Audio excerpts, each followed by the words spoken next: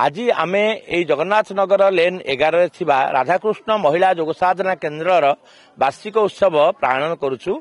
आम पाखे आज आमर महान व्यक्ति जने अच्छा सार एक्स प्रिंसिपाल से आज आमको उद्बोधन देवे एवं आम सहित आमर प्रांतर संगठन मंत्री अक्षय स्वाई एवं तत्सहित प्रांतर सदस्य एम रामा रेड्डी अच्छा आम यही योग संस्थान योग केन्द्र रे लोक मानकु निःशुल्क भाव में कंप्लीट फ्री रे आम आसन योगासन एवं प्राणायाम आ ध्यान शिक्षा दौचु।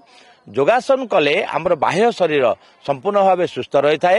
प्राणायाम करने द्वारा आमर मन ठीक होगा सहित इंद्रिय माने बहिर्मुखी रही अंतर्मुखी होता एवं आमर जो इंटरनल पार्ट गुड़ा जोड़ा अच्छे हार्ट आमर पैनक्रियास किडनी लंग्स ये सब एक्टिव रही है। आ ध्यान करने द्वारा मन में सकारात्मक चिंताधारा आसी था एवं मन पॉजिटिव में आसा द्वारा आम समस्त काम सहजरे और सुविधा कर।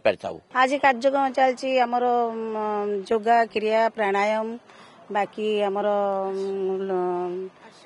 आसन प्राणायाम बाकी रहा आमर सरस्वती वंदना बाकी दीप प्रज्वलन सब प्रकार सार मानकर वक्तृता आमर केन्द्र प्रमुख बरणी एमती आमर यही कार्य संपूर्ण होगा चाहूँगी।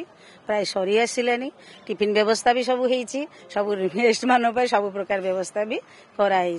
आज प्रथम वार्षिक उत्सव रे आमे निमंत्रण करूछु आमर जिला स्तरीय ओ आमर नेशनल स्तर योग गुरु माननकु जे आसी एठी आमर योगा संस्था को गोटे पंजीकृत करिवे देखिबे जे ना आंकर एफिशिएंसी आ कैपेबिलिटी अछि ताले आगु भी गोटे प्रोत्साहन मिलिबो।